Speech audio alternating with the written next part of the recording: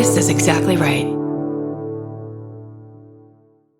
If audiobooks are your thing, or if you've been meaning to listen to more of them, you should check out a podcast called Earsay, the Audible and iHeart Audiobook Club, hosted by Cal Penn. Each episode spotlights standout audiobooks on Audible across all kinds of genres. Sci-fi, comedy, romance, thrillers, and more, with Cal talking to guests who help break down what makes each story worth listening to. It's a fun, easy way to discover your next great audiobook. Check out Earsay on the iHeartRadio app, Apple Podcasts, or wherever you get your podcasts. Goodbye. The best time to think about home security is before you need it. That's exactly why there's Simply Safe. Traditional home security only alerts you after a break-in has already happened, and that's too late. Simply Safe is changing that. Simply Safe's U.S.-based live agents identify threats on your property and help deter them so intruders never get to your house. The system is customizable so you can build one that fits your home and your specific needs. The 24/7 professional monitoring is effective and affordable and won't lock you into a long-term contract. I think that's what's so scary for so many people is that long-term contract. And like, what if it turns out you don't like it or need it,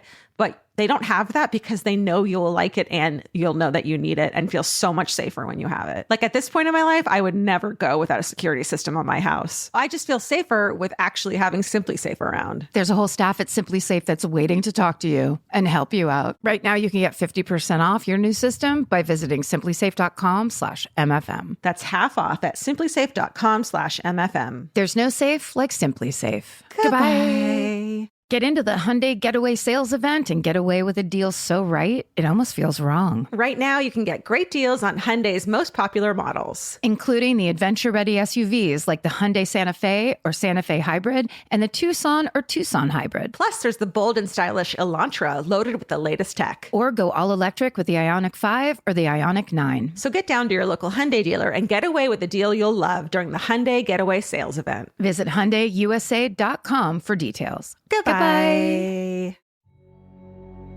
Today's bonus episode is supported by Prodigal Son, a new drama on Fox. For Malcolm Bright, murder is a family business. His father was a notorious serial killer called the Surgeon. To understand how his dad became a murderer, Malcolm became the best criminal psychologist there is. Now he's making amends for his father's wrongs by working to solve crimes with the NYPD. Emmy and Golden Globe nominated actor Michael Sheen and Tom Payne star in Prodigal Son, airing Mondays beginning September 23rd at 9/8 Central on Fox. Goodbye.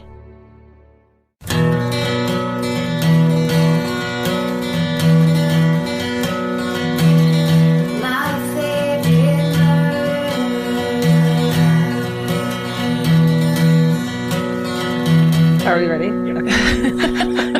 Hello! And welcome to a very special episode of My Favorite Murder. That's right. It's special. It's unique. It's a Monday. That's right. It's a bonus episode. Bonus. Brought to you by the brand new Fox drama, Prodigal Son. That's right. With the super hot Lou Diamond Phillips. Oh, you're going straight to LDP? I am like, this is my chance to get Lou Diamond Phillips an honorary achievement award for in the Emmys. Is that a thing? Yes, they do honorary achievements for childhood Georgia crushes. And Corey Feldman, posthumous. Fucking, who else is there? You tell us. Keanu Reeves. Hey, baby. Yum. No, but this is not about Lou Diamond Phillips. Well, it kind of is. Yeah. It's about this new show on Fox called Prodigal Son, where the great British actor Michael Sheen plays a father, a husband, and what else? An ex-husband, and a serial killer. That's right. Yeah. And then his son, who it turns out is also British, but you couldn't tell. No, not on the show, just in real life. Right. Exactly. Then his son, Tom Payne, who like went through his tumultuous childhood because his dad turned out to be a serial killer. Yeah. He's like, well, I'm going to fucking solve all the serial killings then. And he becomes an FBI agent. How it happens in real life. Right. Does he need his dad's serial killing help to solve crimes? Probably. Does he need his mother's approval, who has turned against, obviously, her ex-serial killing husband? Probably. It seems like it. Are they super rich? Yes. Does Lou Diamond Phillips come in as the fucking fatherly father figure that he never had? Hell yes. Yes, he does. Look at him. He's La la la la la bumba. He has still got it. So it's a very exciting new drama on Fox. Yeah. And this, basically, we're doing an episode that's brought to you by. Yeah. And so we themed it out. Right. It's a special themed episode where it's basically kind of like weird families. Like an element of family in the story.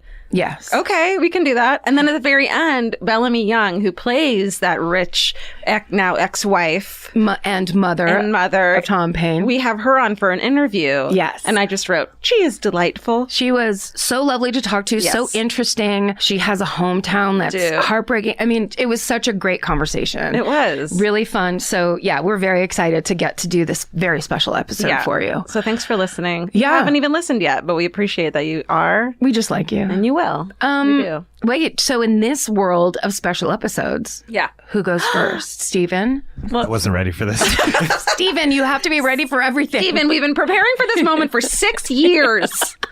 And you can't get it together. Can you please be more like Lou Diamond Phillips? Can't you just, like Lou Diamond Phillips, always have a quarter in your pocket Yes. so we do heads or tails? Always be prepared like Lou Diamond Phillips. Okay, I'll go first. You want to go first? Sure. Okay.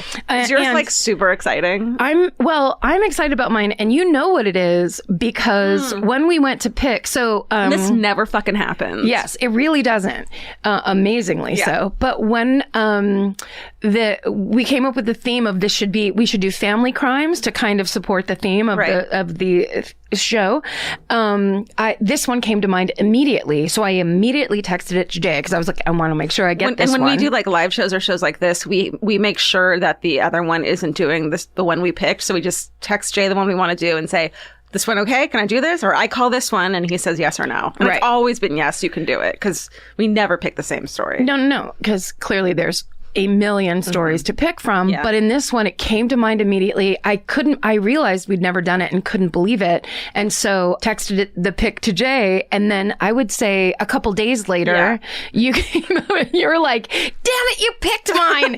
And because this is a very typical story of, generously, I'll say a bizarre family situation. woes. Yeah. So this is the story of the original helicopter mother, Sante Kimes, and her son, Kenny. Holy shit. So I'm about to tell you a story that I got, and Jay did the research for me. I got sources from a Vanity Fair article from 2000 by a writer named Susanna Andrews called Sante Kimes, Mother, Murderer, and Criminal Mastermind, as well as Wikipedia, Murderpedia, and Shantae's LA Times obituary.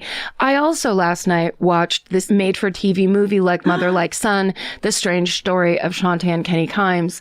It's on YouTube. How fun. It's so good. It's starring Mary Tyler Moore Yes. as Sante Kimes. She's amazing. Does she makes you- play like the quintessential, like this is the type of person we're talking about, like the quintessential Mary Tyler Moore, or is she like out of the box? She's out of the box. This is not the MTM you thought you knew. She's a schemer and a con artist and a weirdly sexual with everybody. Ooh. And it's very uncomfortable to watch our hero Mary Tyler Moore be such a villain. Yeah, I'm surprised. Jean Stapleton is in it, who, if you aren't familiar, she's a great actress. She was, is it All in the Family, Stephen? Yes, All in the Family. That's how she's very well known, but she is an amazing actress. When you see her in another part, you're like, oh my God, she's so good, because it's very different. And then Gabriel Olds plays Kenny Kimes. And I think he is from a soap opera, but he is great. So anyway, and that made-for-TV movie was based on the book The Mother, the Son, and the Socialite by Adrian Hill. So there's lots of things, if this story interests you, you can get the down and dirty details in lots of ways. So let me get into it. Okay. We will start with a woman named Irene Silverman. So Irene, she's a retired ballerina. She was in the New York City Ballet, a company member, but she was also an elite socialite. And she lived with her husband, multimillionaire mortgage broker Sam Silverman, in an extravagant $7 million townhouse on East 65th Street in Manhattan. $7 million. $7 million in the 70s. Oh my God. Yeah. And so she is an extrovert. She throws parties all the time. She's a true socialite. Sounds fun. Yeah, right. having money. She's always entertaining guests, has tons of friends. Canopies everywhere. Canapes. Canapé. Canapes. And canopies. Canopies and canapes. Live in that canapé existence. So when her husband Sam passes away in 1980, Irene decides that she's going to take their humongous townhouse and turn it into like an apartment building, into basically luxury apartments. So on average, the rents of these individual apartments go for about $6,000 a month, which in today's money would be $17,500 for an apartment. For an apartment on East 65th Street. Oh, in Manhattan. All right. Right? That's bananas. So her tenants are varied and impressive and include such luminaries as the Marquess and Marchioness of Northampton. I'm reading a phonetic spelling of both of those. The Martian of Northampton. Marchioness. The Marchioness of Northampton. Not a Martian. Take me to your leader. Daniel Day-Lewis and Shaka Khan. Oh, shit. I would together? We don't know. That would be amazing. Let's not start gossip. Okay. But yes, they were deeply in love. With that cast list, I'd pay up to $18,000 a month to live there. Can you imagine? To get a camera installed so I can watch. You go downstairs to get your mail and there's Shaka Khan. Just like, hey girl, what's up? You're like, you want to go out partying? Let's party. So, we're going to skip ahead about 20 years after she's established these beautiful luxury apartments. Now Irene is 82 years old. On June 14th, 1998, a young businessman from Palm Beach named Manny Guerin arrives at Irene's home asking if he can rent one of her apartments. He is traditionally good looking. Like Lou Diamond Phillips. No, Lou Diamond Phillips like a special something. Everybody has different tastes. We talk about people being good looking and beautiful all the time, but who knows what people actually traditional like. is like you don't get a fucking say in it. That's right. Traditionally good looking means if someone drew a picture, that's what a good looking person would look like. Right. Look, Hugh Grant, traditionally good looking. Traditionally good looking. Right. But there's lots of people who are good looking in different ways. Anyhow, self-esteem. He's good looking, traditionally well-spoken, very friendly, very charming, very smooth. He tells Irene he was referred by a mutual friend. She recognizes the name. It's all great. Sure. Oh, the Marchioness from... It's the Marchioness or the Marquess. Unfortunately, Manny doesn't have any ID on him, can't remember his social security number, and he doesn't have any other references. But he promises he's going to get them to Irene the next day, and then he gives her $6,000 in cash for his first month's rent. So ordinarily, Irene is actually very careful about stuff like this, but because they have the mutual friend, and because he's paying in cash, and probably because he's traditionally good looking and incredibly charming, she allows him to move in. The day of? Day of. Fuck that. Okay. Background check, everyone. Well, and also, 98. Early days of the internet. Yeah, that's true. And an 82-year-old woman wouldn't realize. Absolutely not. It was all there at her fingertips. Right. Okay. So over the course of the next 3 weeks, Manny goes from being a charming, suave businessman type to a creepy weirdo. He never turns over the proper ID or references. He will not allow Irene's maids into the unit to clean, which goes along with your $6,000 rent. Pretty nice. Yeah. Kind of like a hotel. He always hides his face from the security camera in Irene's lobby. Chill. Very cool and chill. And he always has strange guests in his apartment, including an older woman who seems to be there all the time. Shaka Khan? Shaka Khan. Shaka Khan. Shaka would never go down there. No. She knows creeps when she sees him. That's right. Now, in the Mary Tyler Moore movie that I watched, when the maid comes, she tells her that she is Manny's assistant and is very rude to the maid. So she doesn't make any friends.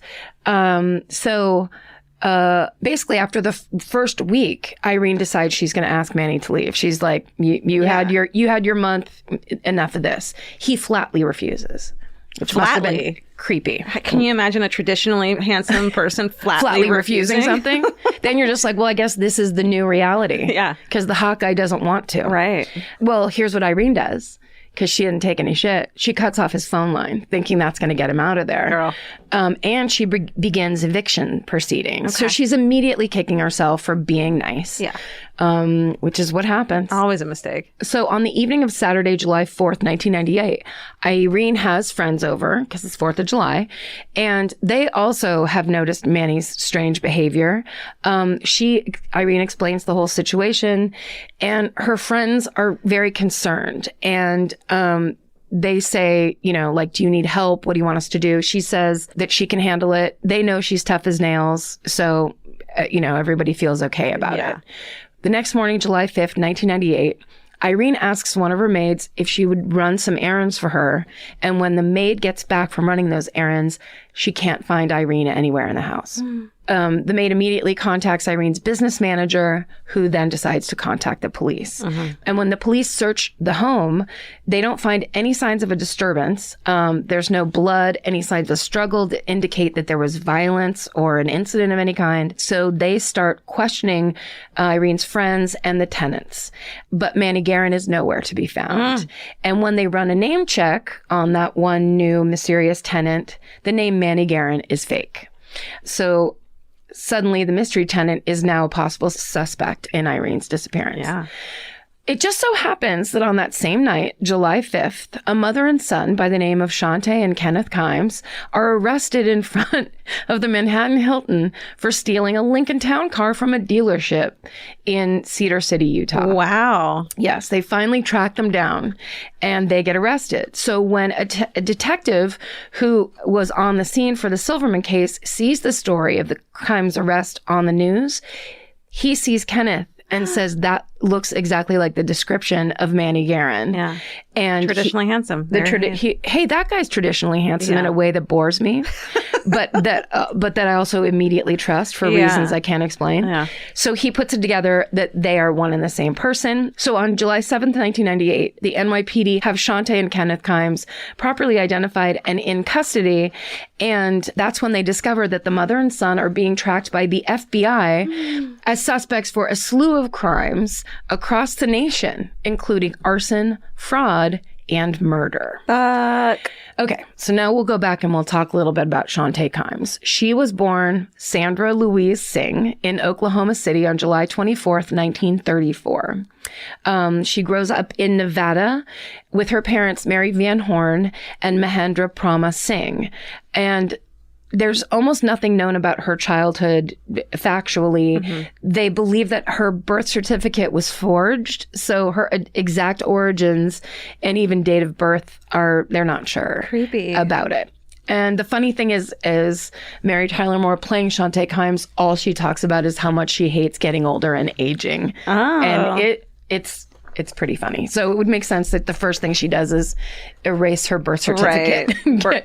The best time to think about home security is before you need it. That's exactly why there's Simply Safe. Traditional home security only alerts you after a break-in has already happened, and that's too late. Simply Safe is changing that. Simply Safe's US-based live agents identify threats on your property and help deter them so intruders never get to your house. The system is customizable so you can build one that fits your home and your specific needs. The 24/7 professional monitoring is effective and affordable and won't lock you into a long-term contract. I think that's what's so scary for so many people is that long-term contract. And what if it turns out you don't like it or need it, but they don't have that because they know you'll like it and you'll know that you need it and feel so much safer when you have it. At this point in my life, I would never go without a security system on my house. I just feel safer with actually having Simply Safe around. There's a whole staff at Simply Safe that's waiting to talk to you and help you out. Right now, you can get 50% off your new system by visiting simplysafe.com/MFM. That's half off at simplysafe.com/MFM. There's no safe like Simply Safe. Goodbye. Cheap Caribbean's Jet Set July sale is here. Right now, save $200 on vacation packages of 4 nights or more with promo code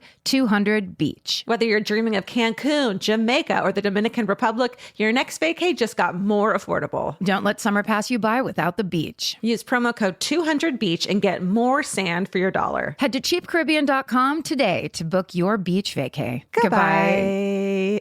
Capture your favorite summer feeling with Pandora Jewelry. Discover a collection inspired by the sunshine, freedom, and unforgettable moments that make the season so special. Whether you're planning a weekend getaway, gathering with friends, or simply soaking up every sunny day, Pandora Jewelry offers meaningful pieces designed to celebrate your unique story. From sun-kissed metals that catch the light beautifully to personalized pieces ready to be engraved with your summer mantra, every detail is crafted to help you express yourself with confidence and style. Explore charms, bracelets, rings, necklaces, and more, thoughtfully designed to complement every adventure and occasion. Each design moves with you, from beach days and road trips to rooftop dinners, golden nights, and every memory in between. Layer your favorite looks, mark life's meaningful moments, and create lasting reminders of a season you'll never want to forget. Find the pieces that reflect who you are and where this summer takes you. Shop Pandora Jewelry's new summer collection in-store or online at pandora.net and let your summer unfold. Goodbye. Where'd those numbers? Burn that fucking thing. It turns out she was born in 1888. Oh. Okay, so friends of the family would later attest Sante's parents were respectable people and that she was a troublemaker who caused chaos from an early age. But according to Sante, her parents neglected her, her mother was a sex worker, and she was left to run amok and fend for herself all her life. Probably So a little of both. I mean, It's true, probably. listen to the whole story and then decide who you believe. Okay. Okay. So what we do know is that Sante graduated high school in Carson City, Nevada in 1952 and immediately married her high school boyfriend. And that marriage lasts 3 months. No Great, judgments. great. And then in 1956, she marries again. This time, it's another ex-boyfriend from high school. He's a Sacramento contractor named Edward Walker, and they have a son together named Kent. So aside from being a wife and mother, Sante is a petty and not so petty criminal. She indulges in shoplifting, grand theft, larceny, just to mention a few. And her son Kent, who would later go on to write a book called The Son of a Grifter, describes how his mother would often force him to be her accomplice. So in 1961, Sante gets caught shoplifting and she's convicted, and that ends her second marriage. That was already troubled, but that guy finally was like, what are you doing? Yeah. This is weird. You're not in junior high. Okay. So in 1970, Sante meets a multi-millionaire Newport Beach developer named Kenneth Kimes. Great. Right? Great. Get that second husband. Get that. No, this is Third number three. husband. They marry a year later, and in 1975, they have a son named Kenneth Jr. So her sons are named Kent and Kenny. Really creative. Not the coolest, probably, for Kent. Okay, so now Shantae's landed a rich husband. She's living the high life, but it does not stop her from perpetrating her scams, frauds, cons, and crime sprees. Look, when you got a knack for something. She really had a passion for ripping people off in any way she could. I'm a wife, I'm a mother, and I'm a con artist. And I do them all great. And I do it all well. I do it all. So the family has homes. They're super rich. They have homes in California, Hawaii, Las Vegas, to name a few places. She commits crimes in all of those places. Good for her. Right? She steals, good for her. I don't know. She steals a car from a dealership in Hawaii. She makes false insurance claims over lost and stolen items like expensive rugs and Rolex watches. You She can also, do that? what's that? You can do that? I mean, she did. Okay. She got caught, though. So she had to hire a lawyer. Then she racks up $12,000 in legal fees, and she never pays up. So she scams the scam lawyer who got her off, which isn't the smartest. But that means you're committed as a fraud. Absolutely. She has a passion. And she continues doing this over the years. Sometimes her cons are entertaining, like when she convinced people that her husband was an ambassador, which allowed her access to a White House reception during the Ford administration. She was the original White House crasher. That's right. Yeah. Good for her. She also would pass herself off every once in a while as Elizabeth Taylor. Oh. She basically had this same kind of like 60s, 70s Liz Taylor big bouffant hairdo. Good for her. And was pretty. Other than that, she doesn't look like Liz Taylor at all. So I'm sure she was wearing big sunglasses or something. But her other crimes were more serious, like committing arson to collect insurance money on family properties. Shit.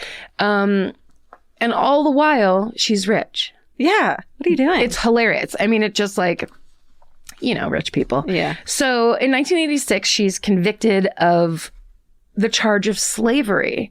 What she's doing is, in her home in Las Vegas, she's luring Mexican girls to come and work for her. And then she keeps them locked in their rooms, doesn't pay them, is physically and verbally abusive.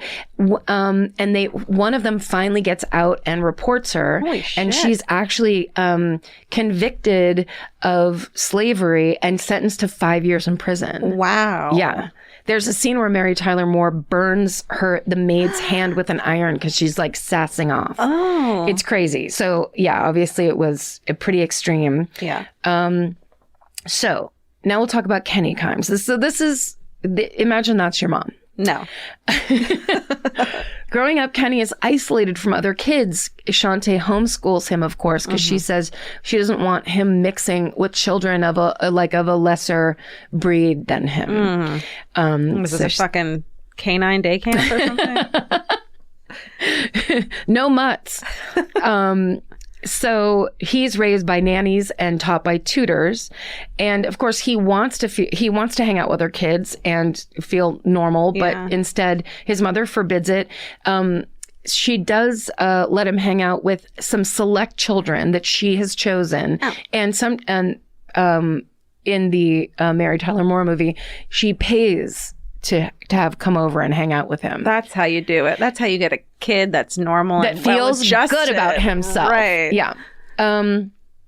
So when Sante goes to prison for the slavery charges, Kenny tells people it's the happiest he's ever been. Aww. He gets to live at home with his dad. He's outside of Shantae's control, and he is loving life. Everyone around him notices that suddenly he seems happy and normal and like a regular kid. That's awful. Right? Yeah. Then she gets out of jail 2 years early. Aye. Yeah. She comes home. She finds her son happier and more well-adjusted and independent, and of course hates it. Mm-hmm. He has friends and a life outside of the home, and that's not cool with her.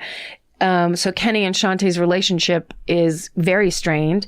And then in 1994, his father, Ken Kimes, passes away. Mm. So without his dad around, Kenny is now powerless to fight against Shantae's influence and control, and he falls back under her spell. It's a weird way to put it.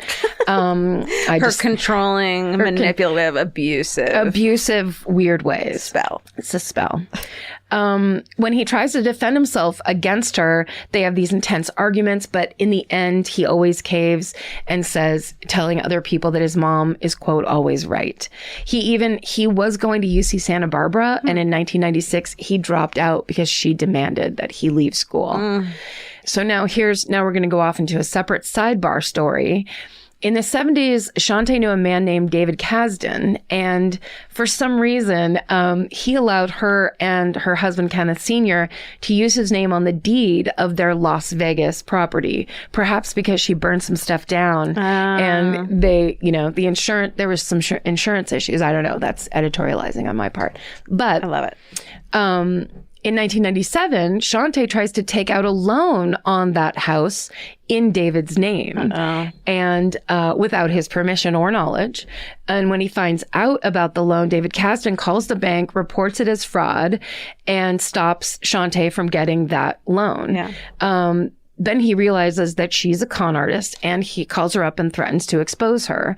So Sante cooks up a plan and convinces her son Kenny to go do her dirty work. So on the evening of March 13th, 1998, Kenny and another man slip into David Kasdan's home and shoot him in the back of the head. They're about to rip him off. Yeah. He puts a stop to being ripped off, and he gets killed for it. Yes. What a bunch of bullshit. Yeah. Because he calls and basically says, I'm going to tell everybody that you're a con artist. And don't tell someone that. Just do it. Just do it. Exactly. Don't give the warning. No. That was, let's not victim blame at the same time. It was a mistake. I just think that you can't deal with crazies in a fucking normal way. Well, he probably thought and this is the interesting thing about her, and this is me based on Mary Tyler Moore's performance. But everything is about almost like a light seduction with everyone. Right. So everything when her Ken Kime Sr. would say, like, you've got to stop the shoplifting. Oh, please don't call it that. Yeah. Like, she doesn't want to use the words. She won't have the conversation about anything in reality. She's like delusional. She's delusional, and she won't let anybody come into that and ruin that delusion in any way. Right. So this guy basically called up and is like, I know who you are and I'm exposing you. And she was like, that can't happen. Right. His David Caston's body is found days later in a dumpster near Los Angeles, but the murder weapon is never found. Sante and Kenny become prime suspects, but they leave town before anyone can find them or question them. Oh, dear. So the mother-son criminal duo land in New York City with another deadly scheme in the works. So apparently Sante and Kenny had heard about Irene Silverman and her $7 million Manhattan home turned apartments complex. And they really wanted to meet Shaka Khan. Right. So their initial plan was Kenny's going to move into the apartment complex under a false identity, and then they're going to rob Irene. But then, as Irene proves to be a sharp, assertive badass who is suspicious of him from the get-go, the plan escalates. So when the NYPD arrests Kenny and Sante for car theft on July 5th, 1998, in the stolen car, they find a handgun, the empty box for a stun gun, ammo, plastic handcuffs, syringes, and flunitrazepam. Jesus. Which is a sedative 10 times more powerful than Valium. Friends. Guys. Get rid of the evidence. Right. Most importantly, they find several forms of Irene's ID, including her social security card and power of attorney forms with Irene's forged signature on them. Sweetheart. You've basically taken the whole case, the entire prosecution's case, put them in one bag and stuck them in the backseat of your car. Stolen car. Okay. So police also find a notarized deed in Shantae's gym bag. Because she's still going to the gym. She's still working out? That's her. She got to keep that shit tight. What do they call it? The gymnasium then? Oh no, this is the 90s. Never mind. Yeah, it wasn't that long It was ago. 24-hour fitness. It's fine. Yeah, they call it Equinox. The deed has Irene's forged signature on it, and it is signing over the $7 million mansion to a company called Atlantis Group. What's it called? It's called, I'll tell you, Atlantis Group Ltd. What? Which is, of course, a shell corporation that Sante set up. So with Criminal masterminds must have so much energy. Oh, they loved it. They love paperwork. Yeah. They love practicing signatures of other people. They have time and energy for schemes. They pay a lot of attention to things. They really, they care. I want to take a nap with a cat. They care about stealing. Right. So with all this evidence against them, Sante and Kenny are tried for the murder of Irene Silverman. In March 2000. Wait, they killed her? Oh, right. She went missing. Well, yeah. Where'd she go? Well, can you hold on? Did I miss something? They don't have the body, but there's so much evidence that does not look... Nothing, No. Nothing in that gym bag is anything you take to the gym. No. In March of 2000, their trial begins, and it is, as some would say, bizarre. Sante and Kenny demonstrate a very strange mother-son relationship in the courtroom. Kenny is constantly complimenting his mother's looks and personality. Gross. While you're testifying? Yeah, I mean, anytime. Stick to the facts, please. They also exchange glances that indicate they're more than friends. Ew! Wait, more than friends? More than friends. And more than son and mother? Yeah. But I'm being cutesy. Okay, got it. Because it is later discovered. They're doing it? They do it. They sleep in the same bed in that apartment in Irene Silverman's apartment building. Yeah. Yeah. There's no hard evidence that's ever brought forward that like has the proof, but they're weird enough in the courtroom and don't realize they're weird enough to cover it up that everyone's like, what's going on? I got some hard evidence for you. It's your son's boner and it's creepy. And no one likes it except his mother. Sante is a constant disturbance in court. She constantly delivers rambling monologues trying to convince everyone that the authorities are trying to frame her. That's got to be it. Everyone's looking around like, is it still her turn to talk? Order. She even passes a note to a reporter during the trial, trying to influence his reporting in her favor. Do you like me? Check one for yes. What? And the guy's like, I mean, I guess I like you. You kind of look like Liz Taylor. There's so much evidence against Sante and Kenny that even though Irene's body is never found, they are found guilty of her murder. Good. So Sante and Kenneth Kimes are both sentenced to life in jail plus 125 years. Good. That's how clear it is. In the Mary Tyler Moore made-for-TV movie, the judge actually says, and this was my favorite, the judge calls Sante a sociopath of unremitting malevolence. Wow. And says she's the worst defendant to ever appear in his courtroom. Ooh. So she's a true creep. They never find her body? No. Aw. Then in March of 2001, Kenny's extradited to Los Angeles, where he stands trial for the murder of David Kasdan. Okay. And that trial begins 3 years later in June of 2004. At first, Kenny pleads not guilty, but then he decides to change his mind when he hears he's going to get the death penalty, and he testifies against his mother and pleads guilty. Fuck. During his trial, Kenny admits to a third murder that wasn't even on the court's radar, that of a Bahamian banker named Syed Bilal Ahmed, and he was in charge of Shantae's offshore bank accounts. And Fuck. Ahmed vanished in 1996 after having dinner with Sante and Kenny. Kenny tells the court that all of the crimes and murders that he committed were done at the demand of his mother, and she masterminded every single one. So Kenny Kimes is still alive. He is now 44 years old, and he is still serving a life sentence without the chance of parole. Shit. Sante Kimes passed away in prison of natural causes in May of 2014 at the age of 79.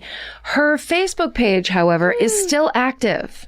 And it's apparently being maintained by her legal team. I found that out because there's a lower third on the YouTube movie, and that says go to her Facebook page, and it's all about how they're maintaining her innocence. Oh, come on, guys. Friends.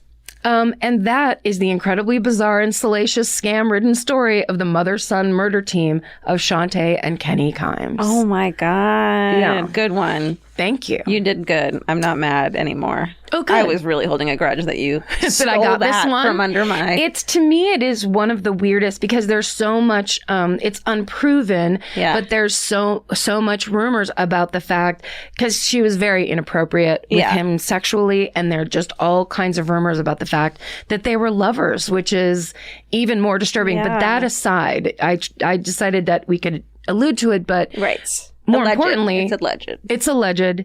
More importantly, they just killed people. Yeah. They just killed people so that they could, it's that thing of they wanted to be rich, but even when they were rich, it wasn't enough. Yeah. They wanted other people's stuff. It's the craziest. I can't believe he's only 44. I know. Because he started as a baby. He was doing that in his 20s. That's crazy. It's you so gotta nuts. wonder how much, like, if his mother had influence over that, if he would have done any of it. If it weren't for her influence. Right. Not to defend him. I don't think he would have. I mean, like, not to defend him, but at the same time, she sounds like a manipulative Yeah. mom. Like and we all know how those are.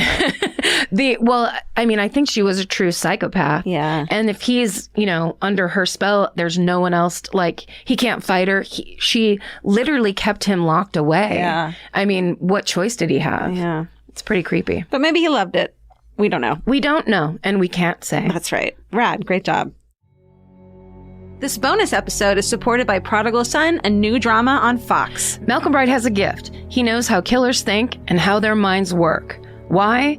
His father was one of the worst, a notorious serial killer named the Surgeon. To understand why his father committed those crimes, Bright becomes the best criminal psychologist there is. Murder is the family business, and Bright uses his twisted genius to help the NYPD solve crimes and stop killers in this 1-hour drama. All while dealing with a manipulative mother, annoyingly normal sister, a homicidal father still looking to bond with his prodigal son, and his own constantly evolving neuroses. Out of all the stories we've done on this show, I feel like there's so many that have to do with family dynamics and how twisted and crazy they get, and this shows that perfectly. I mean, it's a little heightened. Yes. But it's so real. Well, and it's exciting because, as we talk about, it's a procedural, but it also has like the family drama aspect. So it's a new kind of crime drama that you kind of haven't seen before. And if you like Michael Sheen the way I do, he's such an incredible actor. You've never seen him like this before. Right. It's amazing. So many great sweaters. Prodigal Son is a realistic, delightfully disturbing, edgy thriller with a wicked sense of humor from executive producers Greg Berlanti, Chris Fedek, Sam Sclaver, and Sarah Schechter, and starring Michael Sheen, Tom Payne, and Bellamy Young. Tune in Monday starting September 23rd at 9/8 Central, only on Fox. Goodbye. Well, I'm doing a story. There's a family theme in it, but it's not exactly the same. It's not a traditional family? It's not. It's okay. Creepy, though. Creepy family times. We love it. And this is one that I started to work on, was like, great, and then realized that I think we did it when we were on the Dollop. Okay. Is that right? And I think you also did it when we were live somewhere. What is it? Dolly, Oesterreich. No, I did it on a television show, not to be named on this episode, but yes, but we haven't done it on our show. Okay, great. So this is your version. It's a total reapproach. Okay, great. Yeah. Good. And this is perfect. It's almost like you were trying to find a family situation that's even creepier than the one I just described. Creepier. And I was like, oh, if you're going to do the one that I wanted to do, then I'm going to do one that you've already done. How about that? You've really showed me. I'm really vindictive. That's just part of my personality. I love it. Okay. And so I got a lot of information about this one from a podcast called Let's Go to Court with an exclamation mark. Are you serious? That I'm going to listen to from now on. Yes. How great is that? And it's just court cases. Hell yes. They just cover famous court cases. Let's go to court. Let's go to court! Exclamation mark. And then one of the hosts got a lot of her info about this episode from a bunch of old newspaper clippings. So she did the research. Nice. I thought you were going to say one of the hosts got her research from the Dollop. Well, could be. And then there's an LA Times article. There's a website called thevintagenews.com, our best friend Murderpedia, and of course all that's interesting. There's a bunch of articles you can find and like YouTube videos and shit. Yeah, this story is epic. Here we go. This fucking Dolly. Okay. And then a disclaimer, and this is from Lily, my research gal. A lot of newspaper clippings had conflicting details about ages and some info, so a lot of it's just kind of guesswork. But, right. I'm not making shit up here. I get you. I had to read, unlike usual with my research, when I did this story for the unnamed project that I talked about it on. I had to read those old articles, and it's so crazy. I bet you it was almost like the reporters of the day were like, we don't understand what's happening. Like everyone just kind of like... Sex? People have sex all the time? Sex and... okay, go ahead. Let me tell you about it. Let's hear it. All right. So this woman named Walburga Korschel, for real, she's born in the 1880s in Germany.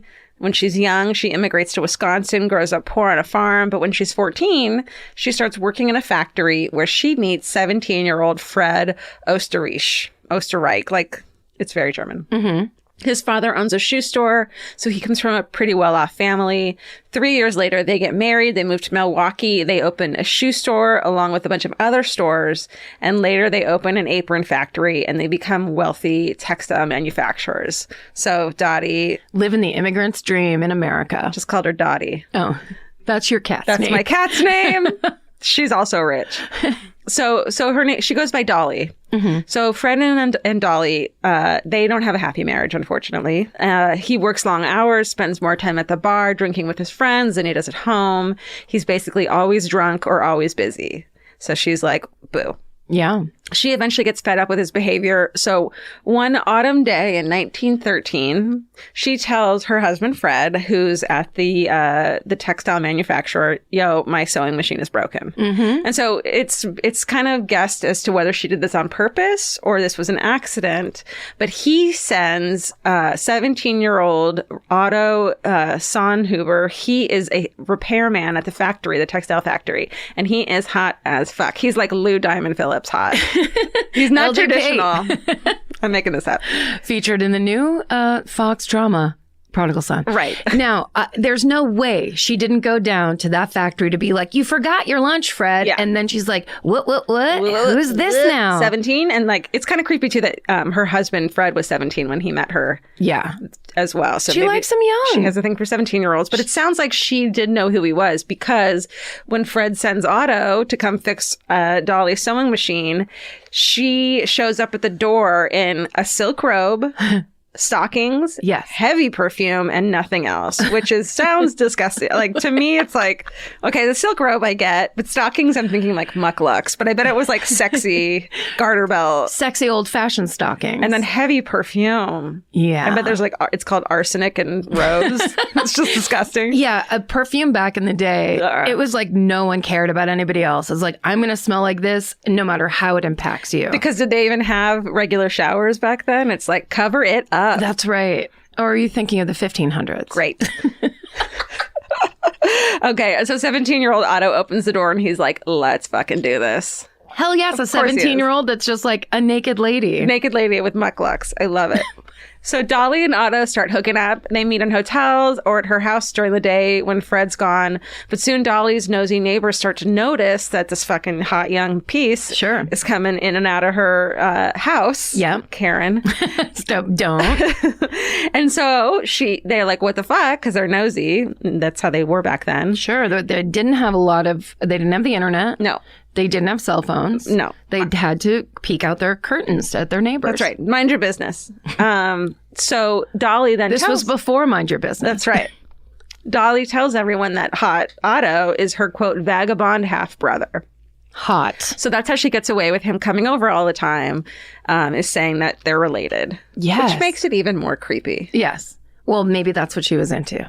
Right. Well, We don't know. we don't know. Mucklucks. Okay. But Dolly still wants to continue her affair with Otto, but she wants her nosy neighbors to mind their own fucking business. Sure. So she makes Otto quit his job. And this is so that he won't be seen coming in and out of the house anymore. So she says, how about you quit your job at the factory and just move into my attic and live there in secret? Oh, perfect solution. Yeah. So now you don't have to come and go because you're just staying in the attic from now on. I'm going to keep you like a bird. Exactly. Like a human man bird Right. up in the attic. And again, he's probably 17 still. He's like, sounds great. Hot. Let's do it. Even better. Even better. Dolly tells him he can't leave or else people will know he's there. Her brother. Her brother, mind you. Yes. So she sets up a desk and a cot for him in the small space. The Los Angeles Times says, quote, at night, he read mysteries by candlelight and wrote stories of adventure and lust. He wanted to write like mystery stories himself. Oh. By day, he made love to Dolly and helped her keep house and made bathtub gin. Sounds pretty fucking great. This is the life. I want to read and write all day and make gin and fuck. Like, Yes. What? I'm sorry. What's Yes. the problem here? I'm a young man Yeah. in the beginning prime of his life. And Well, I it's have middle age in that time. I Yeah, feel like. that's right. He was almost dead. But he had a sure thing. Yeah. He had a place to live rent free. Free booze. She probably fed him, I would Yeah, imagine. yeah. He got some food there. Yeah. And then he got to go with his books. He didn't have to take her to the movies or do anything No. that's a pain. That sounds like being married, Yeah. pretty much. You can keep Vince in the attic. Yeah. So then Fred would come home in the evenings and Otto would go to his room and spend time reading the novels that Dolly had checked out for him at the library and writing his pulp fiction that he wanted to write. And Dolly would take some of his stories that he wrote and then they had them published under the pen name Walter Klein. So Whoa. like it was working out for him. Like, you know how hard it is to sit down and write. We wrote an entire fucking book and It's it was awful. If you'd put me in an act, I wouldn't have fucking finished it. I would have just been like, I'm going to do push-ups That for the rest of my life. I'm going to talk to the spiders. This goes on for 5 years. Man, Otto, I wonder what his life was like before. Yeah. That this was the better alternative. It must have been pretty bleak. It must have been. He's like, I love it up here. This is the best I've ever been treated. It's so warm. It's like, sometimes you go into a small room and it's really warm and then you just get tired. Yeah. Maybe he was just like slightly drugged by being in the attic. That's a good point. Or totally drugged. Or on bathtub gin, which is not safe for consumption. Not good for you at all. No. So it goes on for 5 years, and Fred does notice some things, though, and it's almost like she was gaslighting him a little bit.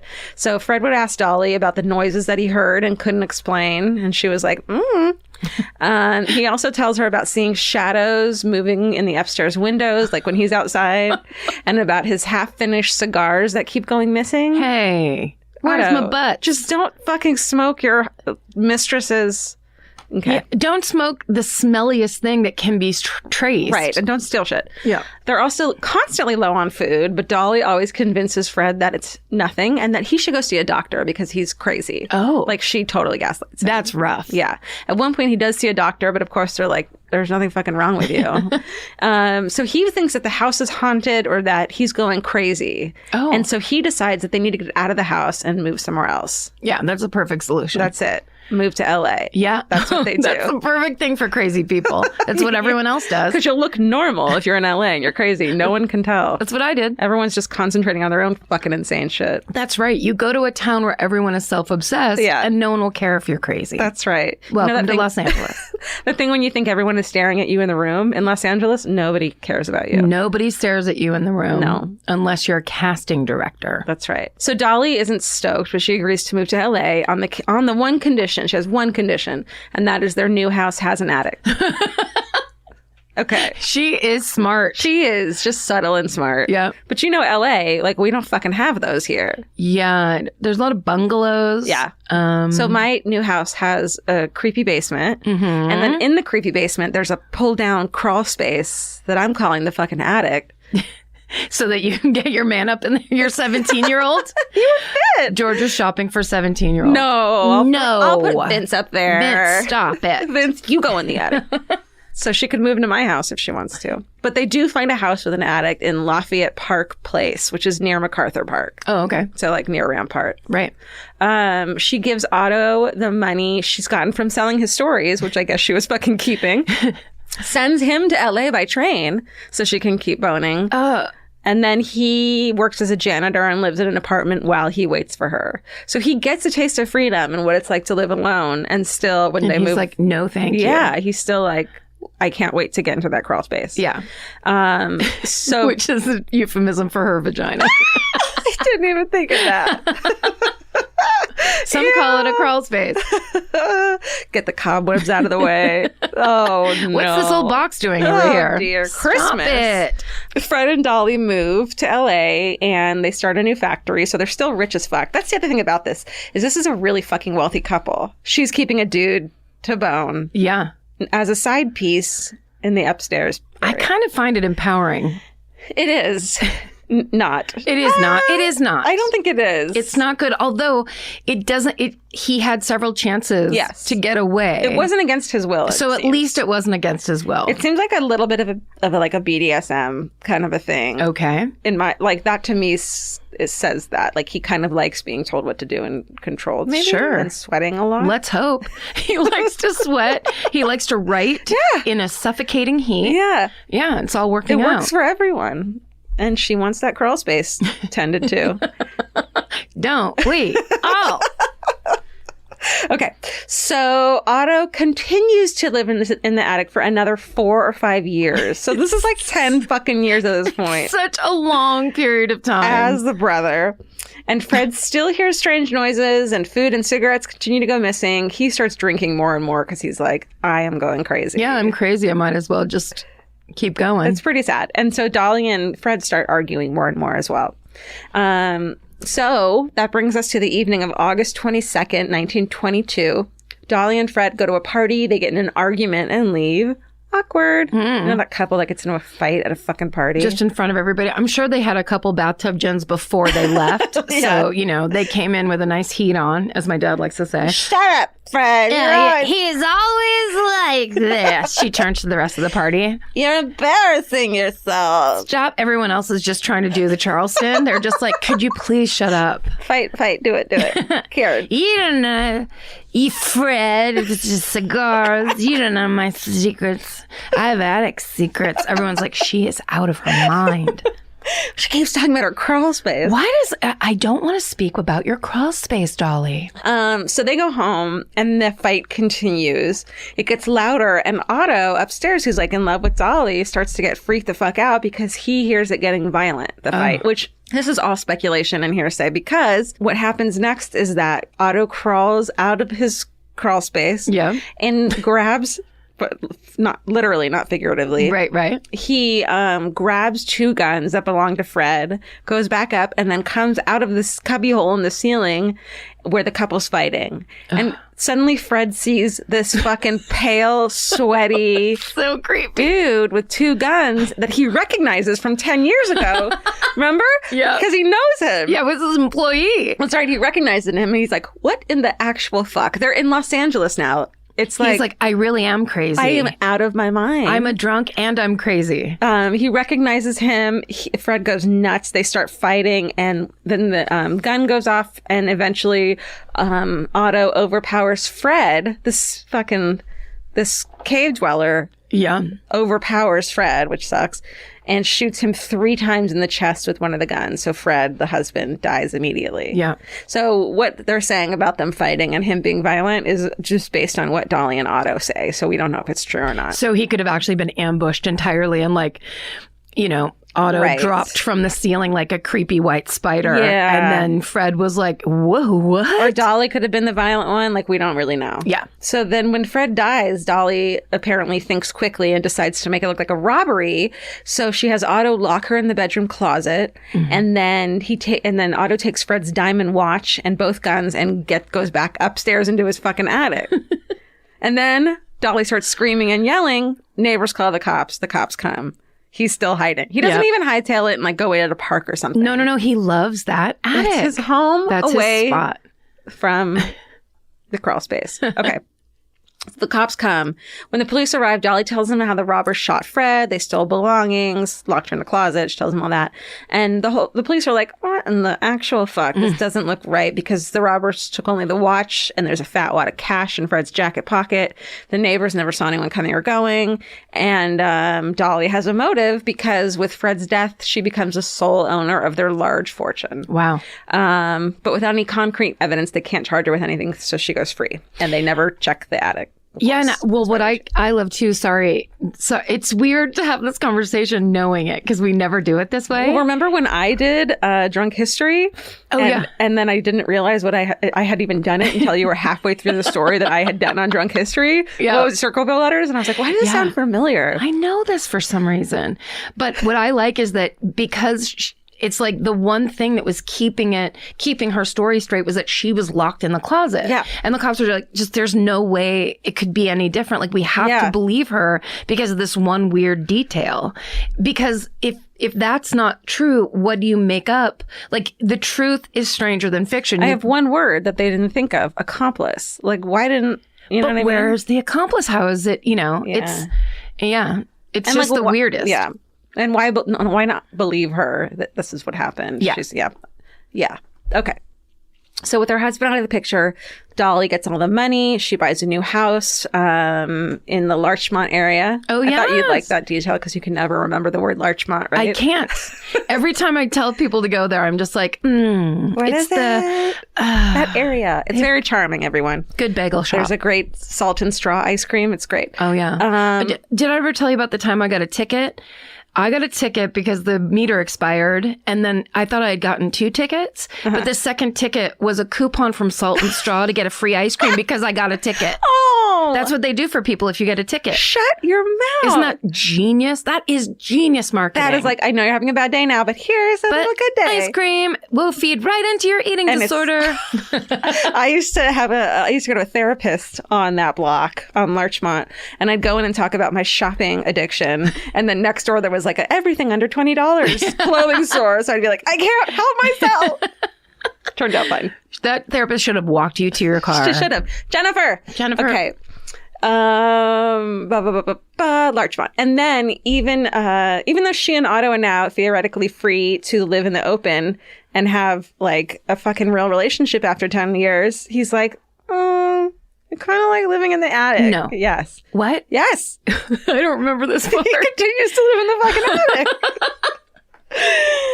So it was his jam It was all his along. dream. Yeah. It was his dream. Maybe she showed up at the door with like the silks and all the sexy shit, and he showed up with a bag to go live in the attic. Like Yeah. it was both of their plan. Yeah. Around the same time, though, Dolly starts hooking up with her estate lawyer. So remember, she was like, I inherited everything. And she's like, and now I want to bone my lawyer. Sure. Well, she's like, he represents her riches. Yeah. He's like, yay, thank you. And maybe he was hot. His name was Herman Shapiro. Yeah, he sounds hot. Yeah. You know, estate lawyers, they have a Yeah. reputation. Hey. Brown suits, come on. Pencil behind your ear, whatever. So they date. So she dates this estate lawyer for a short time, and as a gift, she gives him. This is how smart she is. Fred's diamond watch that was stolen in the fucking robbery. Dolly. And he asked, like, "Well, I thought this was stolen," and she's like, "Oh, I found it between two couch cushions. Good cover. I was wrong. Oops." But he didn't think it was important enough to notify the police. Probably Wow. not. you So, know. Yeah. He was like, oh, it's a really nice watch. He's like, forget it. Yeah. Loving that watch. That's right. So then, but then, like Dolly's husband, Fred Shapiro, spends long hours away due to his profession. So Dolly takes on another lover at the same time. She can't get enough. She can't. Roy Klum. And she asks Roy to dispose of one of her husband's, her now dead husband's gun, saying she was afraid that the police would think it was the gun she used to murder, that was used to murder her husband. So she's like, just get rid of it so that like they don't get it confused. The bother. Right. I don't want them to be confused. Yeah. So he was like, great. You've got a great crawl space. I'll absolutely do that for you. He throws it, ready for this, into the La Brea tar pits. The best. The best place to hide a weapon. The best. Yeah. And then she sweet talks her neighbor into burying the second gun in his backyard. Here's the thing we have to say about Dolly. Yeah.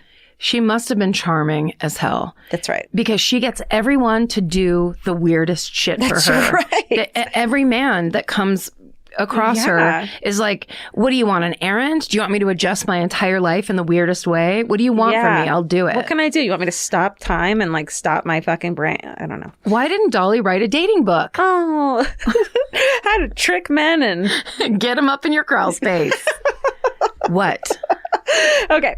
Okay. So a year later, though, this is the thing you got to worry about. Dolly breaks things off with this third lover. Right. And he's fucking pissed. So he goes to the cops. So they go to the tar pits and somehow find the gun. I can't imagine how. Okay, quick sidebar, sorry. And it's a pit. But Go there's ahead. an amazing episode of Criminal about LAPD officers that scuba dive into the La Brea right. tar pit. So find a thing. Yes. I remember that. It is amazing. I remember that. Okay. I'm Phoebe Judge, and this is Criminal. I'm Phoebe Waller-Judge. This is criminal. Okay, wait. So they find the gun and they arrest Dolly for her husband's murder. And then when the story hits the presses, Dolly's neighbor is like, oh shit, and digs up the gun and brings it in as well. But neither weapon can be tied to Dolly because of corrosion. So she fucking wins again. She does it again. Dude, girl, get it. She's blessed. Hashtag. Truly blessed.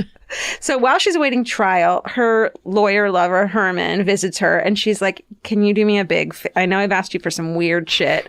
Here's another one. Are you ready? Can you go buy groceries? There's a man living in my attic. Tap on the ceiling of the bedroom closet. Let him know so that he can come out. And she assures him that the man is just her vagabond half brother. Everything's on the level. There's nothing to see here. Officer, keep moving. So he does it. Yeah. He goes and gets the groceries, but instead of tapping on the bedroom closet ceiling, he whistles, and moments later it says, a pale and sweaty man emerges from the cubbyhole in the ceiling. Oh my God. Can you imagine? And the guy begins to scream and never stops. Yeah. Ahoy, hoy.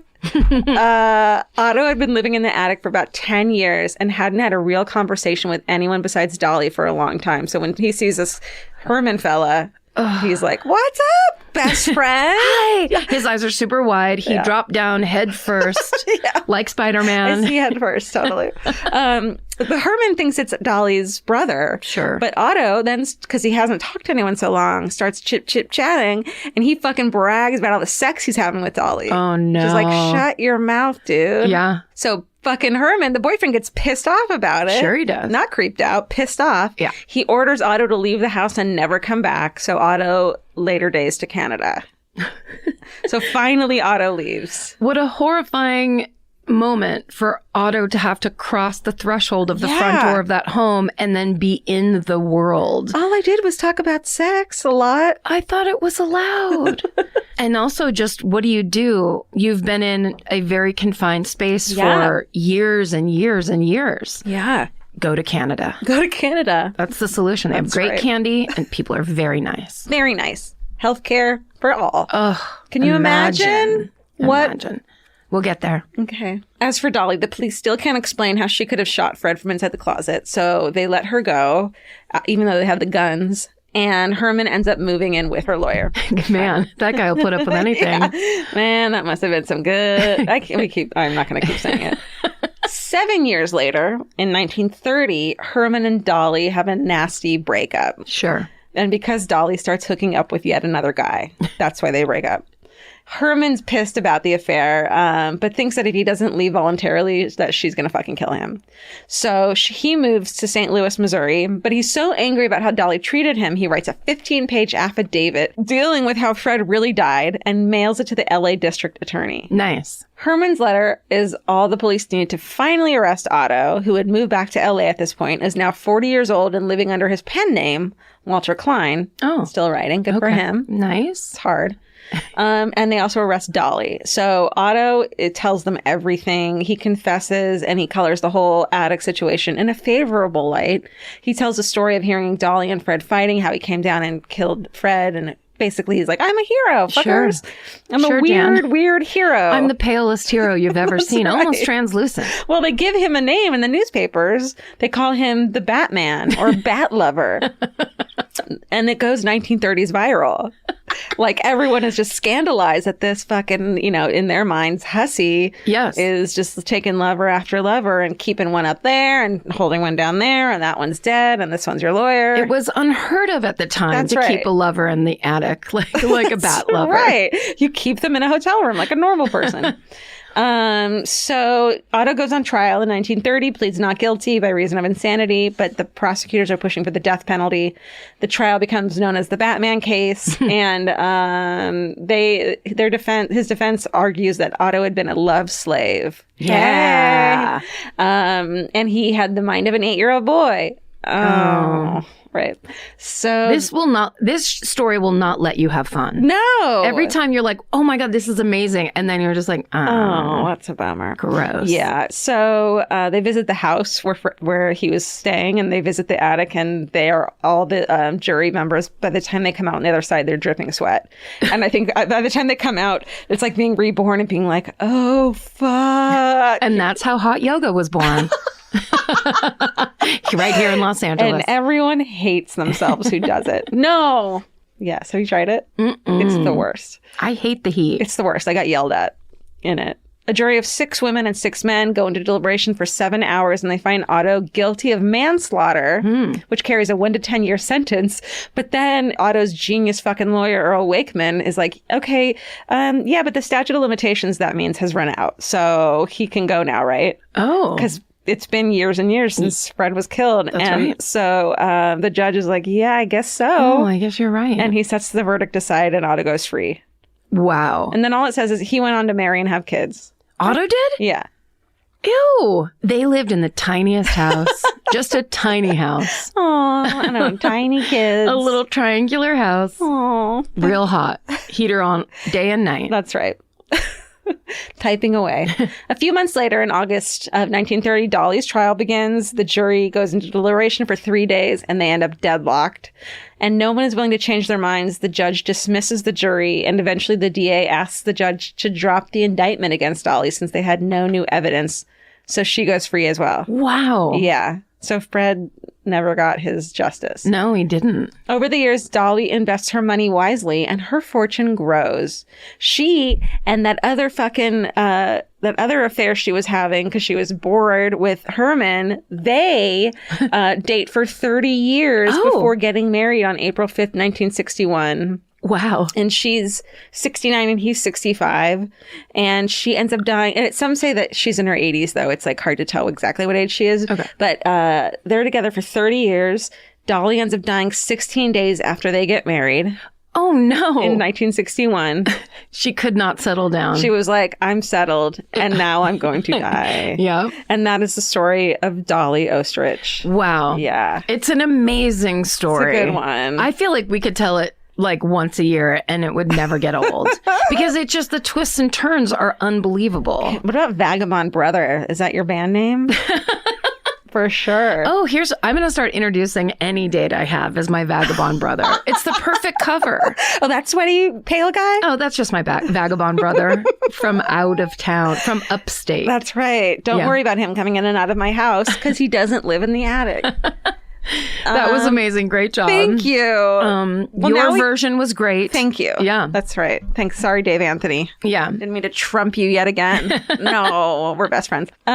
Here's an interview we did with Bellamy Young, who plays the wife of the serial killer. The surgeon in Prodigal Son. Yeah. She is so lovely and delightful. She's like creepy and cool in the show. And so we didn't know what to expect when we met her and interviewed her. Right. She was so funny and so light and lovely. Yeah. It turns out she's just a good actress. Yeah. Is that what that means? Not the character that she plays on the TV show. Right. Yeah, no, we had a great time. It was very exciting to talk to her. It's very fun to interview people. Yeah. And she was so easy to talk to. So listen now. Here is our interview with one of the stars of Prodigal Son, Bellamy Young. Cool. Thanks for being on the podcast. Yes. Yeah. Oh my God, I'm so excited. So are we. We love the show. Yes. I was just. Did you get to see the pilot? Yeah. Yeah. Okay, that makes me very, very happy. All right, we'll talk about it when we talk about it. No, it was great. You're so elegant. Yes. I just love it. Thank you. My goodness. It's a delight. Yeah. Do you always play a rich lady? Because you're very good at it. Oh, thank you. Well, you know, those who can't act as if. No, I don't. But I have to say, I mean, Melly was, of a certain means, and Lord knows Jessica's old money. Her family before the Whitleys sort of owned most of Manhattan, so it's really fun. There's such a dry, debauched sort of thing that happens when you're just swimming filthily in money. Yes. Yeah, it's really, really tasty to roll around in. I love it. I feel like we could just take you and put you right into Succession. Yeah. That's right. Okay, you guys, I'm obsessed. Oh my God. The best. Totally. Yeah. We'll do a whole other hour on that because, heaven. So good. Love that show. There is, that's what I like too. There is, as much as there's the stuff the murdery stuff that I like and go to for shows like this, there's also an aspirational aspect. When you guys are having dinner where I'm like, can you imagine sitting there and at a table that big and being that far away from people as you eat dinner? I love it. And how do you even eat soup in that setting? So I couldn't do it. You went the wrong way. Yeah. Yeah, Exactly. the loneliest clinks in the world. So do you like true crime? Is that something you've ever paid attention to, or? I've had death around me my whole life. My mother has buried 4 husbands and, of course, some grandparents. Wow. I know, there's just a lot. So I was tuned in very early to the fact that I would like to stay here. And so I began sort of amassing, I'm a rules-oriented human, and I started amassing rules. To begin with, it was I watched Jaws. I'm like, okay, don't go in the ocean. Yeah. I watched, Friday the 13th, don't go to summer camp. Yeah. Carrie, don't go to prom, whatever. But then it got to be, Dahmer, don't go to clubs.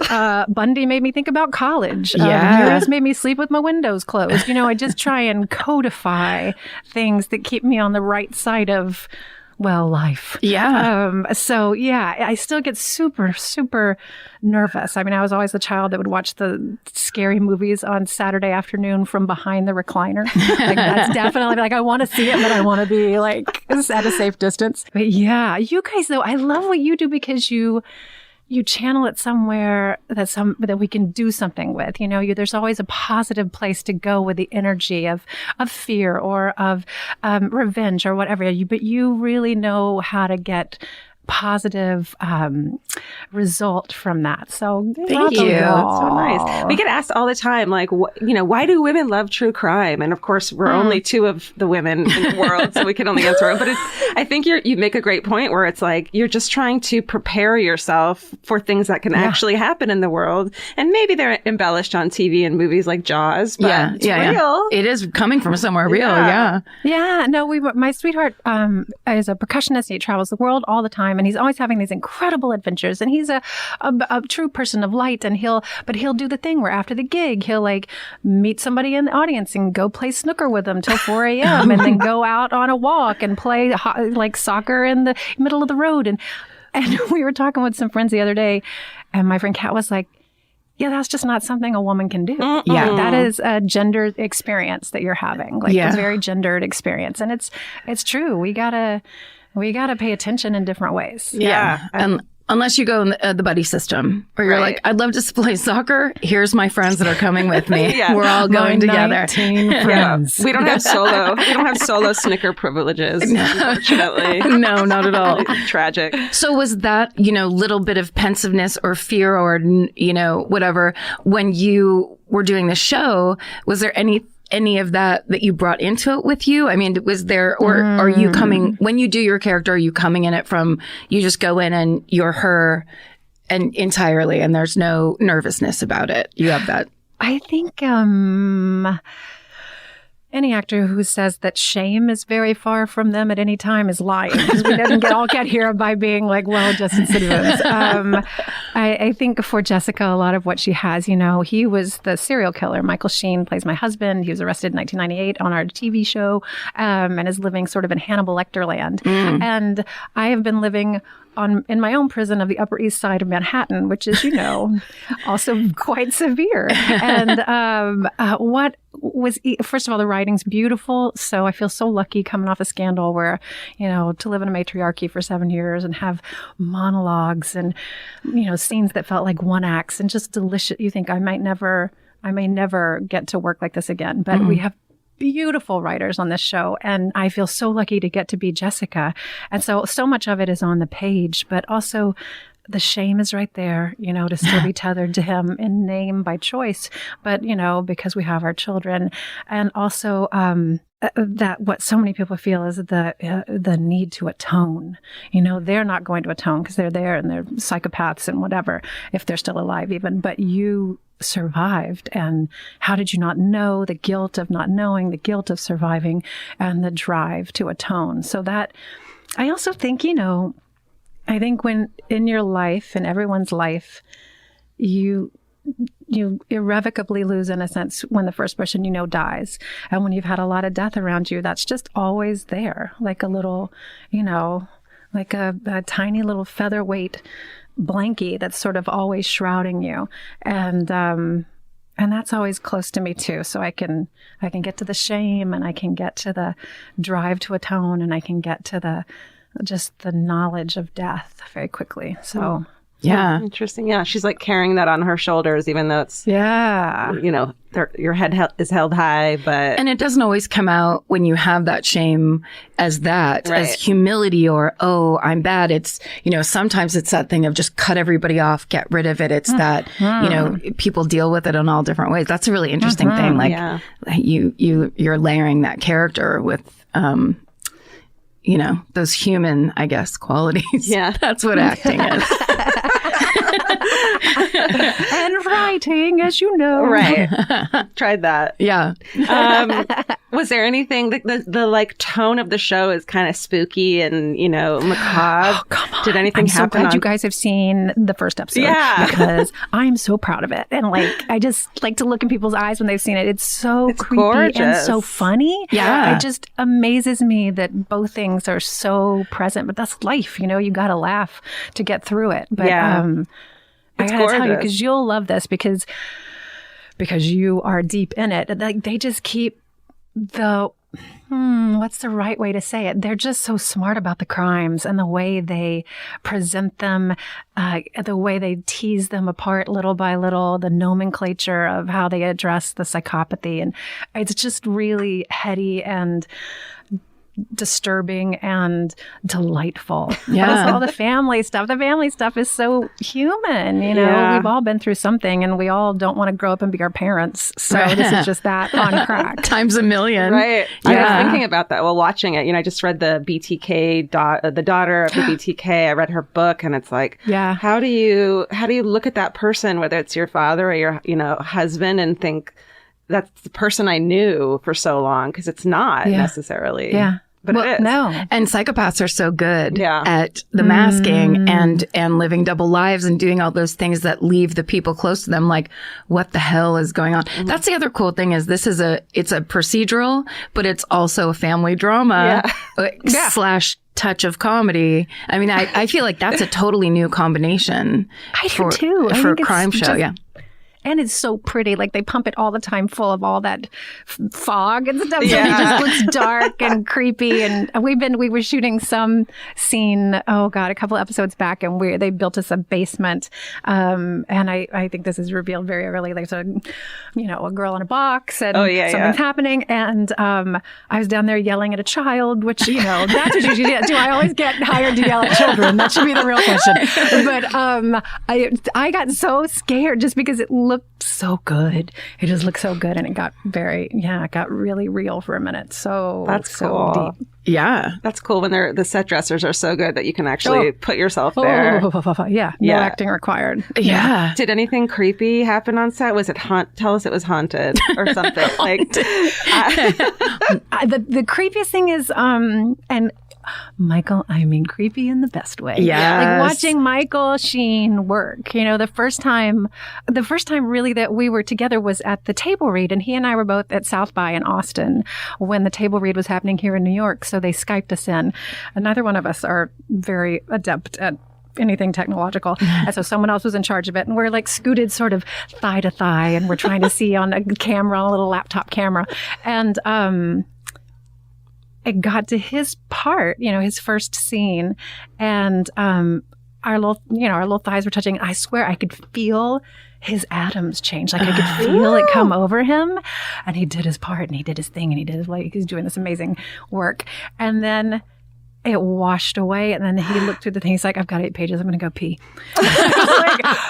I was so stunned by both the level of work and then the humanity of the pee. And he is we were just talking about that because he always plays a noble character or just such a relatable character, or he's the everyman, or he's that great British, the British guy that you love or whatever. And his American accent's impeccable. Amazing. I mean, amazing. I love waiting to see Tom's too, though. Tom's British too. His Really? accent's Oh my God, I didn't know that. Yeah. I did not know that. Oh, that's hilarious. Yeah. Oh, credit to him then, too. That's right. But I mean, when I look at Michael Sheen, I always feel like I know who I'm looking at. And in this, I was just like, oh my God, he's gone entirely. Who is this guy? He just wrote he wrote a movie that he's trying to get produced of. I think it's The Green River Killer. He had just done 3 years of deep dive on this particular serial killer, not to mention psychopathy of serial killers in general. And so he's locked and loaded. Oh, yeah. He's in there. He's got it ready to go. Yeah, you can tell though, because there is he's got this sparkle in his eye that, it's the serial killer sparkle where when people say why would you get into a car with that person? It's because they're so good at it, because they know what they're doing. They're shiny. Yeah. Very much. Smart. Very much so. Yeah. You can opt out of this question. We were saying, of anybody, of cast members on the show, who do you think could secretly be a serial killer? If you say Lou Diamond Phillips, yeah, please don't. My childhood, please don't. Heart will I think break. about Lou. We did a Richard Ramirez. We did a Night Stalker movie, Lou and I. Yes, totally. And so I will say, if you should Google at least part of that, because honestly, his performance is staggering. Oh my God. Does he plays Richard Ramirez? Yeah, he does. At the end of his life. Shit. Oh, we have to look that up. Thank you. And the kid that plays him, in the 80s, is a flashback. has both time periods. Wow. Oh gosh. How did they do I'm this? Blank on his name right now. Yeah, he had prosthetic teeth. Wow. And we had, like, in his cell, we had drawings that were actually Ramirez drawings. We had, on the day that we did the takedown, when the mob captured him on a Hubbard Street, we had two of the guys that lived there in the scene. We had the car that he was trying to jack was the car we used in the scene. Wow. The detective that was on the case was our consultant. So when I think about serial killers in my cast, I think, I know who it is.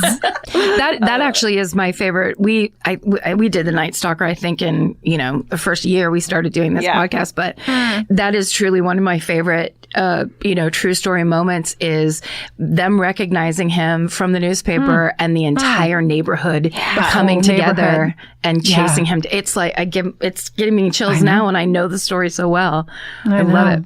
East LA. So he is doesn't fuck around. Atypical, not atypical, but well, yes, I hope atypical, and because he was so, without method, without care, without remorse, just interested in killing. Yeah. Ooh. So on our show, and I know you got the questions, but we like to ask people what their hometown murder is. Do you have a hometown murder or the, first story that you Karen read about? What's his name? John Wayne Gacy. Karen read about John Wayne Gacy. I read about, Ted Bundy as a kid. Was there one that you were just like, oh, this is the thing in the world that freaked you out? I very clearly remember the first person I knew to be murdered because she was a dear, dear family friend. Her name was Jamie Hurley. And her parents, her dad, Lee, worked with my dad. My dad was an auditor for the state, and he was a tax collector. And, I forget what Mickey had done, but when I knew her, like when I was born and adopted, I knew Mickey as bedridden. She had rheumatoid arthritis so bad, like she had lost her ability to, she had to use a bedpan, like she couldn't get up, nothing. And Jamie was their only daughter, and she stayed a lot at our house because, it was enough to take care of Mickey. It was easier for my mom to cook, or, and she and my mom was an English teacher, and she and Jamie got along so well. And Jamie was like 20 years older than I was at that point. And, well, would have still been, if you're doing the math. But at any rate, she was always around. And then I remember my mom having to have this conversation with me about Jamie getting murdered. And I just had I had known people to die, but I just had no antecedent for murder. Yeah. And I just remember the cognitive dissonance about having to try and take that in.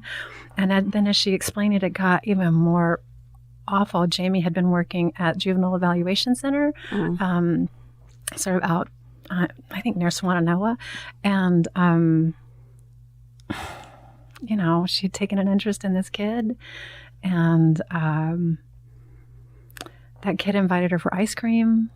And the last time anybody saw her was in the parking lot at Ingalls, and they got in the car, and they found her body I think months later in a shallow grave. And he eventually, I think she disappeared in May, and they got him in July. Leslie Eugene Warren is his name. Wow. They called him the babyface killer on some fucking show or other. And he had killed 4 women. Jamie was the third. We lived in Asheville, and they caught him in High Point. They had arrested him because he was a person of interest, obviously, because we all knew where Jamie went. But they could only get him for not having the title to his car and larceny of a purse. And so they had to let him go and gave him a, bail of $25,000 or something. And so he was in High Point, killed another lady. When he confessed to Jamie's, he was like, oh yeah, you should look in this parking garage in the trunk of this car, because that's where you're going to find this other person. And it's still alive in all of us, obviously, because it's horrific, but also because my mom's whole life best friend, Faye, and her husband, Ben, now live in that house. So we're always in that house where Mickey and me live. Oh, wow. And it's so heavy in there. None of the actual horror happened there, but there's just such grief, and there's just so much grief. So, yeah. That is hometown story. heavy. Wow. Amazing. I mean, and that's the thing too, is like, we talk about these stories a lot.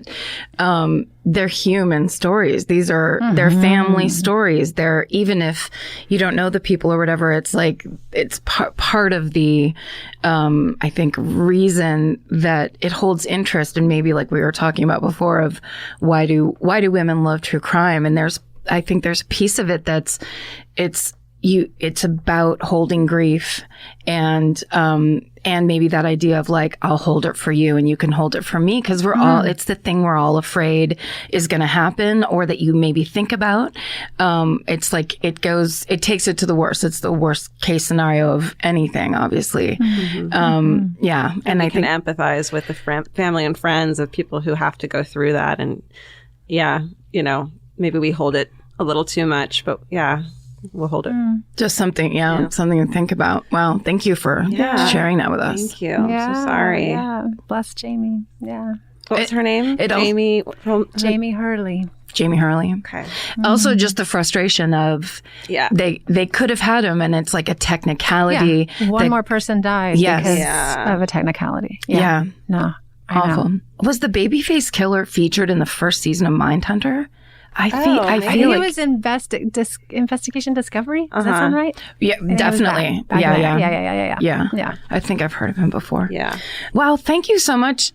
I mean, is there anything else you want to talk about with the show, like that you're excited about? Because we can definitely get back into that. No, I don't know. You're in charge. You're in charge. You'll tag it when it happens and when they can tune in and all of that. Yeah. Yes, for sure. Yes, We loved it. Great. I'm so excited to watch the rest of the season. Yeah. I know. Congrats It's on so an good. amazing show. Yeah, congratulations. Thank you. I feel so lucky to be here. And in New York, I'm so happy. Feel very, very, very, very happy. That's great. Thank you so much for making the time with us, too. Thank you, And guys. And I will say, sharing. listening to myself talk too much. No. Thank you very much. I appreciate that. Wait, let me take a picture of us. All right. It's all right. Ready? 1, 2. Wait, lean in. You in, Karen? 1, 2.